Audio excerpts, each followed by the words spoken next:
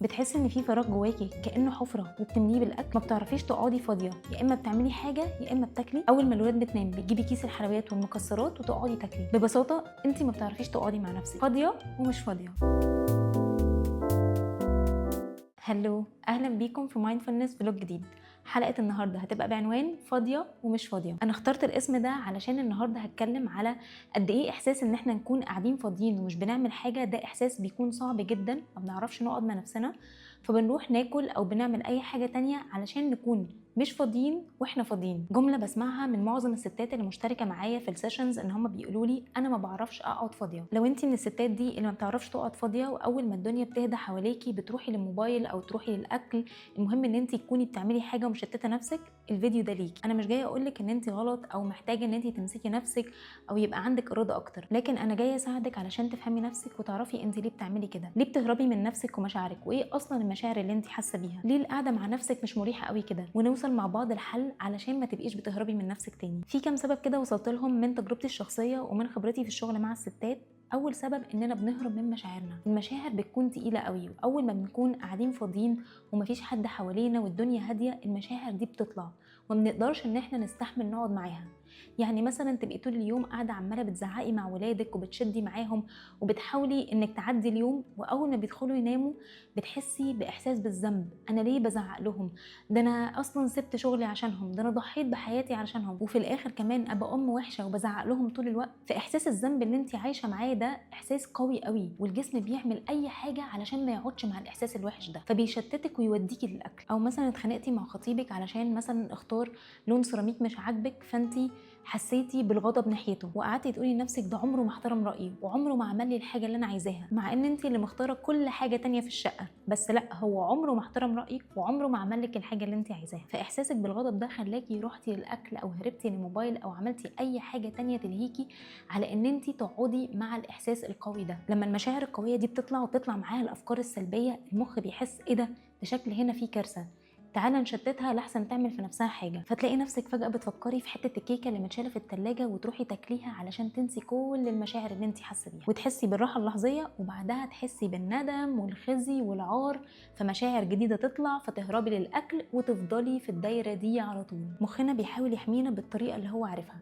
انتي مش عارفه تتعاملي مع مشاعرك وتعملي لها بروسيسنج، فهو بيخليكي تهربي منها. قبل ما نكمل اعملوا لايك وشير وسبسكرايب، انا بحتاج ان انتوا تتفاعلوا مع الفيديو علشان اعرف هل اللي انا بعمله ده بيفيدكم ولا لا، وعلشان احدد المحتوى هيمشي ازاي في المستقبل. فاعملوا لايك واكتبوا لي في الكومنتس رايكم في الفيديوهات. تاني سبب، اتعلمنا ان احنا قيمتنا في الانجاز وبقى عندنا هوس بالانجاز. كل ما اعمل حاجات اكتر ابقى راضيه عن نفسي، لو قعدت فاضيه كده احس بالذنب، احس ان انا فاشله، ان كل الناس اللي حواليا بتنجز وبتحقق انجازات وانا الوحيد اللي فاضت زي ما انا في مكاني. لكن محدش علمنا ان الراحه دي احتياج، ان احنا مش مطالبين اننا نكون بنحقق انجازات طول الوقت علشان نحس بالحب والاحترام والتقدير. اتربينا على ان الفضا فشل، كل شويه عيلتك يدخلوا عليك الاوضه ويقول لك ايه ده انت قاعد ما بتعملش حاجه ليه، قوم اعمل لك حاجه مفيده، ويشغلوا بقى الاسطوانه بتاعه المقارنه مع ابن خالتك، وشوف مين جاب كام في الثانويه العامه، وشوفي صاحبتك اللي اتجوزت قبلك، فانت طول الوقت بتتقارني مع ناس غيرك وحاسه ان انت ما بتعمليش اي انجازات في حياتك. وجي كمان السوشيال ميديا زودت الموضوع اكتر،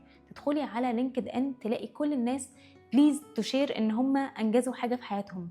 ايم بليز تشير ان انا بقيت السي او بتاعه شركه زعبله القله، وتخشي على انستجرام تلاقي مش عارفه كل الناس بقوا بيزنس اونرز.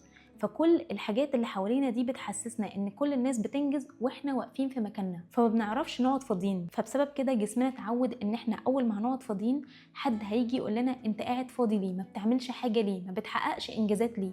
وبرغم ان مفيش حد هيجي يقول لنا الكلام ده، لكن خلاص الصوت ده بقى محفور جوانا وبقينا شايلينه معانا، واحنا اللي بنقول لنفسنا الكلام اللي كان بيضايقنا زمان من اهلنا علشان نبقى احنا اللي بنضايق نفسنا بنفسنا. صوت داخلي هدفه ان هو يخوفنا وينذرنا بكل العواقب اللي هتحصل لو ما بقيناش بننجز وبنعمل حاجه زي كل الناس اللي حوالينا. بنقول لنفسنا الكلام القاسي اللي اتقال لنا زمان وبنستغرب احنا ليه بنهرب للاكل. اكيد هحتاج اهرب من احساسي بالذنب واحساسي بالفشل وانا قاعد مش بعمل حاجه، وهروح للاكل عشان احس اني بعمل حاجه حتى لو ده احساس وهمي. ثالث سبب ان حياتنا ممله ومش مستمتعين بيها، فبندور على الدوبامين السهل السريع. لو احنا حياتنا فيها حاجات بتدينا احساس بالمتعه والاستمتاع وبتدينا دوبامين مستقر غير الدوبامين السريع اللي بيديهولنا السكرولينج على الموبايل او الاكل، ساعتها مش هنكون بنحتاج ان احنا نهرب للاكل او للموبايل علشان نحس بان احنا عايشين ونحس بالمتعه في حياتنا. عارفه انت الحاجه اللي لما بتعمليها بتحسي كده ان انت نسيتي العالم اللي حواليكي ومش حاسه بالزمن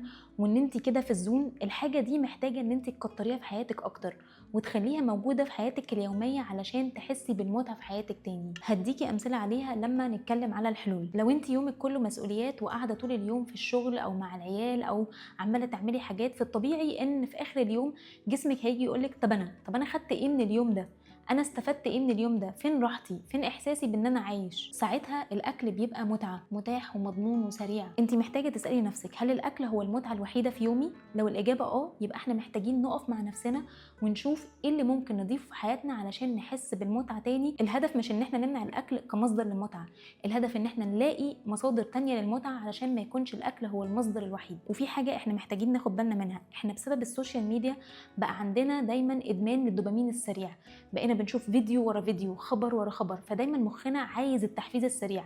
اول ما بنحس بالهدوء وان احنا ما بنعملش حاجه، كأن بيجيلنا احساس ان احنا كده بنهرش ومدمنين وعايزين بسرعه حاجه تدينا احساس بالتحفيز وبالدوبامين السريع. طب ايه الحل؟ انت جايه تعقدينا وتمشي؟ هل انا عمري عملت معاكم كده؟ اصبري وانا هقول لك الحل اللي بيفرق فعلا في ان انت تعرفي تقعدي مع نفسك بدون ما تهربي للاكل. اول حاجه اني اقعد اتكلم مع نفسي وما يكونش كلام سلبي.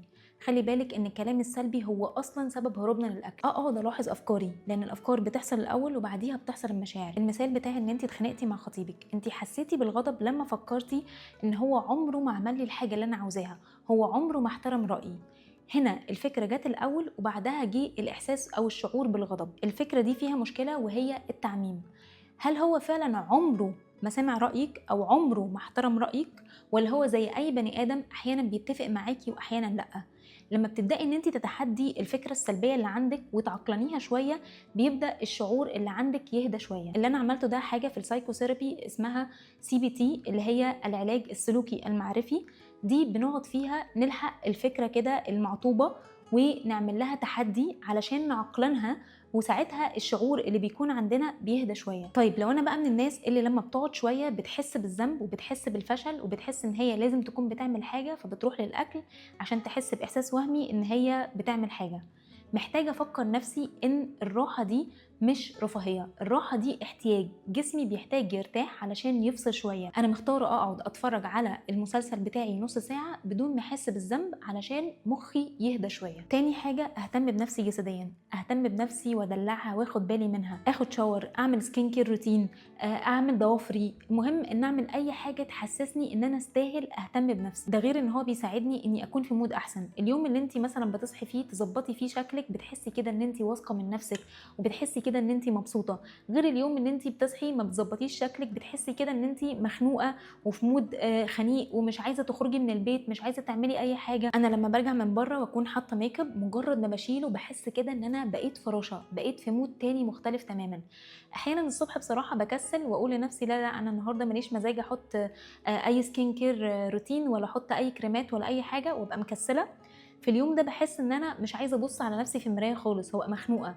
واحيانا كتير بقعد ازق نفسي على ان انا اعمل سكين كير روتين بتاعي الصبح علشان احس ان انا اكون في مود احسن. تالت حاجه، اعمل حاجه اكون بحبها وبستمتع بيها، اتمشى، اسمع مزيكا، ارقص. الرقص ده سحر، بيغير المود 180 درجه، بيخليكي فجاه تبقي شعله من النشاط. نشغل كده نانسي عجرم تعجرم لنا الجو. مش فاكره كان مين اللي بيقول الافيه ده في انهي فيلم، تقريبا كان في فيلم يانا يا خالتي. لو حد فيكم فاكر يبقى يقول لي في الكومنتات. ممكن كمان اقعد في الشمس شويه، اخد لي شويه سيروتونين واحسن كده المود بتاعي. ممكن اقعد اقرا، ممكن اعمل اي هوايه تانية انا بحبها وبستمتع بيها وتحسسني ان انا عايشه مش مجرد ترس في آلة. انت محتاجه تفتكري ان المتعه مش رفاهيه، ده شيء اساسي عشان صحتك وسلامتك النفسيه. ما تقعديش تاجلي في الحاجه اللي نفسك تعمليها لحد ما تخلصي كل الحاجات اللي وراكي، عشان الحاجات اللي ورانا عمرها ما بتخلص. على مدار اليوم اليوم كده وزعي اوقات تكون 5 أو 10 دقايق تعملي فيها حاجة تحسي فيها بالمتعة. رابع حاجة الروحانيات، الصلاة، المديتيشن، تمارين التنفس، تمارين تهدئة الجهاز العصبي، أي تمارين بترجعنا للحظة الحالية وترجعنا لجسمنا تاني. كل الحاجات دي بتهدي المشاعر وبتخلق مسافة بيني وبين الشعور اللي أنا حاسة بيه. أنا مش الإحساس اللي أنا حاسة بيه، يعني أنا مش غضبانة، أنا حاسة بالغضب، وأي شعور بيجيلنا هو مجرد موجة وهتعدي، وكل ما أقاومها كل ما هتتعبني أكتر. في حاجة مهمة محتاجة أقولها لك، عادي ان احنا ناكل علشان نحس بالراحة، بس اللي مش عادي ان الاكل يكون هو الاجابة الوحيدة لكل مشاعرنا. زهقانة باكل، فرحانة باكل، حاسة اني مضغوطة باكل. الاكل اداة لتفريغ المشاعر، بس ما ينفعش ان هو يكون الاداة الوحيدة. من كام يوم كده كنت تعبانة وكنت حاسة ان انا بكريف حاجة مسكرة، وانا بحب الكيك قوي وكان عندي كيك في التلاجة، فرحت جبت كيك وقعدت اكل في وقت انا مش متعودة ان انا باكل فيه، وكنت باكل بس علشان احس ان انا مرتاحه في جسمي. لقيت الاصوات القديمه بتاعت الندم اشتغلت، وحكمت على نفسي ان انا عملت حاجه مش صح، وقعدت اقول لنفسي هل انا كده بضحك عليكم علشان بقول لكم ان احنا ناكل بوعي وان احنا نسمع لجسمنا، وانا رحت للاكل علشان احس بالراحه. بس وقفت نفسي بسرعه، لان الحلقه بتاعت الندم دي مش هتنتهي غير بان انا افضل اكل وما اعرفش اوقف خالص. وقعدت افكر في الموضوع بطريقه منطقيه. انا في الفتره دي كنت تعبانه جسديا وكنت في اللوتيال فيز، فطبيعي ان جسمي يكون محتاج طاقة اكتر، وكمان انا مضغوطة جدا نفسيا وبعمل حاجات كتير انا مش متعودة عليها مع بعض في نفس الوقت. فهل حتة الكيكة دي معناها ان انا فشلت؟ لا.